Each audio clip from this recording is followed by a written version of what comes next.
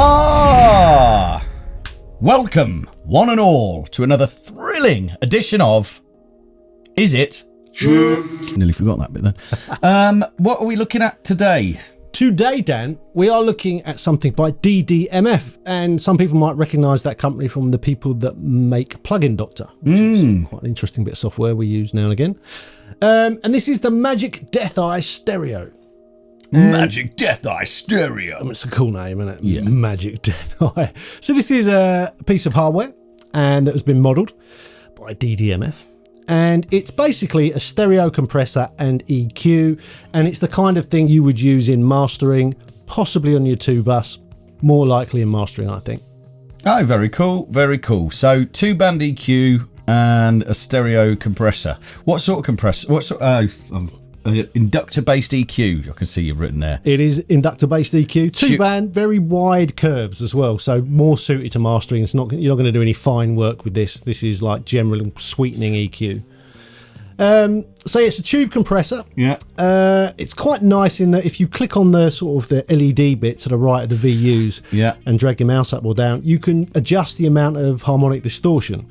So between 0 and 100%. If Yeah. you set it at 50%, that is what the hardware sounds like, but you can drive it more or less, which is Very quite cool. Quite like that. So there's loads of flicky switches and what have you there. So the basic controls are going to be quite easy because it's only a 2-band EQ and a comp. So what are all the switches and what have you for? So basically this is for the EQ section at the top. You also have on the right where you can see the numbers around the outside of the knob.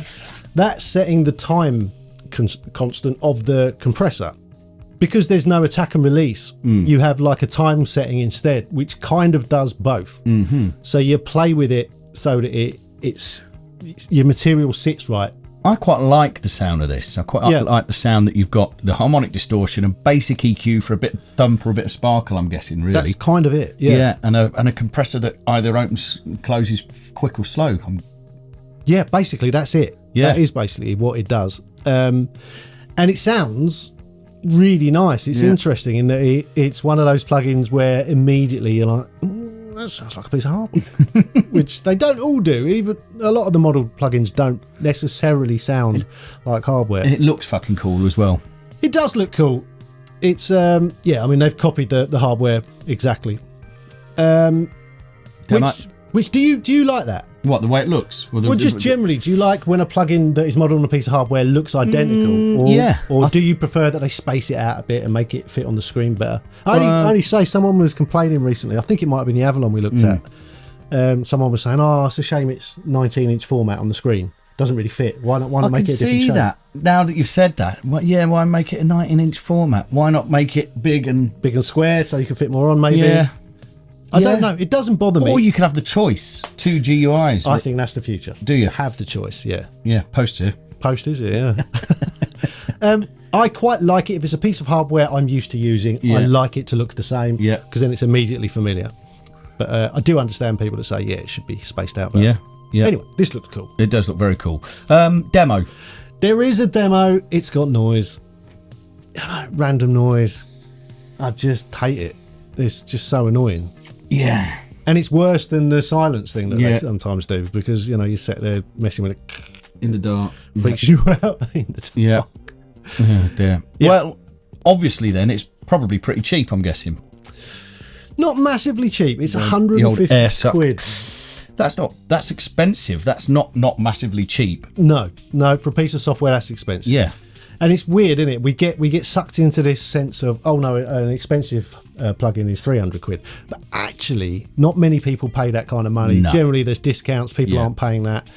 And if you look at 150 quid ads, that's probably half what your door will cost you. I know. I was just thinking exactly that. And it's one thing.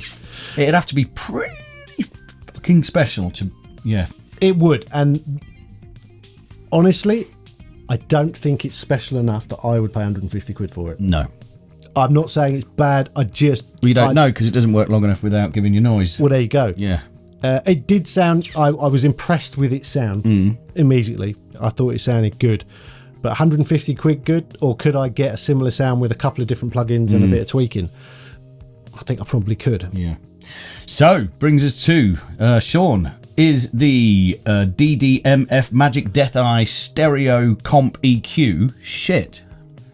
This is a really difficult one because based on its price and its usefulness, I think it is a bit shit. Yeah. Which is awkward because it's actually a good plugin. But if it had been 60 quid. Yeah. Well, that's why we're here, isn't it? Yeah. I suppose that's why we review things like this. So people, you know, is it worth 150 quid? And I know the hardware is crazy money and this might be really cheap for that and it's modelled and it sounds just like it and all the rest of it. But still, it is software. Yeah. One day it won't work on your machine. Yeah. In the future, this will be gone from your machine, no matter what you pay for it. Piece of hardware, you've got it forever. So all that has to be taken into account. And with that said, I'm going to go with a bit shit. Wowee, ladies and gentlemen. I think that must be the 4th or 5th time we've had a shit. I feel terrible now because it's good. But anyway. Pretty exciting stuff. I think you will agree. Whilst you're calming down, please don't forget to click like on the video. And subscribe to the channel. And we also have an Instagram, which is Studio Life 101. And we've got a Patreon and a shop and various other links and stuff for you to look at in the box below. So we will see you next time. See you later.